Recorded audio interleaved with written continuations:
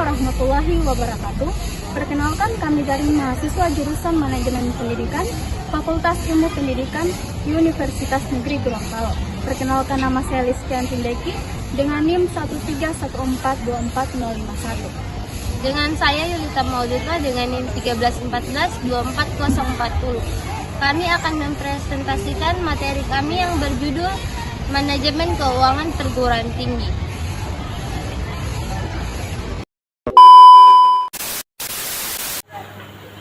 Baik, di sini saya akan menjelaskan yang pertama ada konsep dasar manajemen keuangan di perguruan tinggi.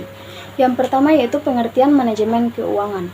Manajemen keuangan merupakan ilmu manajemen yang berkaitan dengan berbagai disiplin ilmu antara lain ilmu akuntansi, ilmu ekonomi, analisis laporan keuangan, manajemen produksi, manajemen sumber daya manusia.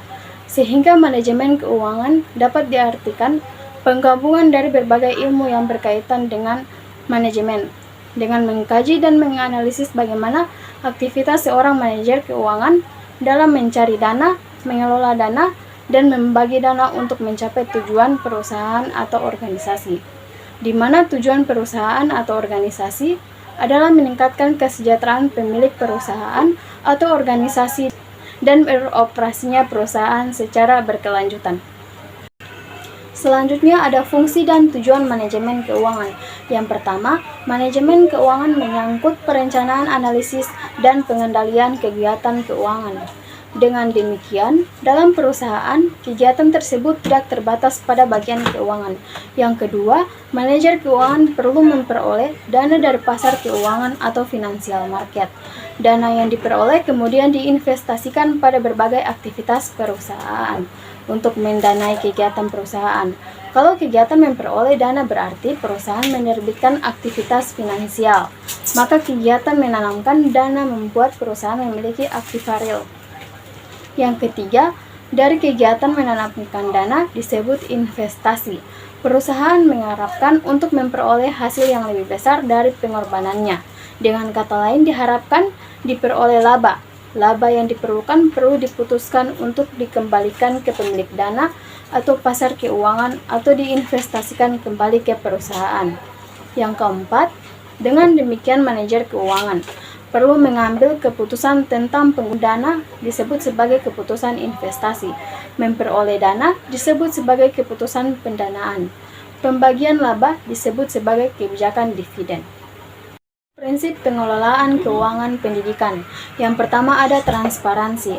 Transparansi berarti keterbukaan dalam pengelolaan keuangan, termasuk sumber pendanaan, rincian penggunaan, dan pertanggungjawabannya. Ini penting untuk membangun kepercayaan antara pemerintah, masyarakat, orang tua mahasiswa, dan sivitas akademika. Berdasarkan Undang-Undang Nomor 14 Tahun 2008, Universitas sebagai badan publik wajib menyediakan informasi keuangan yang akurat dan dapat diakses oleh publik. Yang kedua ada akuntabilitas. Akuntabilitas berarti penggunaan dana harus dapat dipertanggungjawabkan sesuai perencanaan dan peraturan yang berlaku.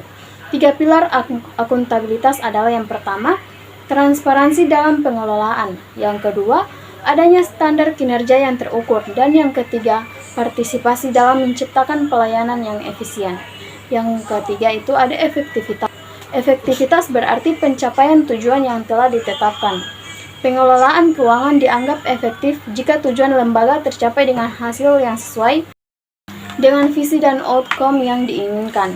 Yang keempat ada efisiensi. Efisiensi berkaitan dengan penggunaan sumber daya, yaitu waktu, tenaga, biaya, untuk mencapai hasil yang maksimal.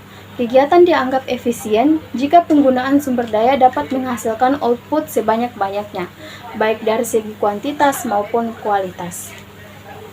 Selanjutnya ada sumber-sumber pendanaan perguruan tinggi. Yang pertama yaitu pendanaan perguruan tinggi sangat beragam. Dan yang kedua, dana dari mahasiswa atau uang kuliah tunggal atau UKT. Dan yang ketiga, dana dari sumbangan dan donasi. Yang keempat, pendapatan dari kegiatan usaha dan komersialisasi. Dan yang kelima, dana dari kerjasama internasional. Yang keenam, pendanaan dari lembaga swasta dan korporasi. Dan yang terakhir, pendanaan dari lembaga keuangan dan pembiayaan.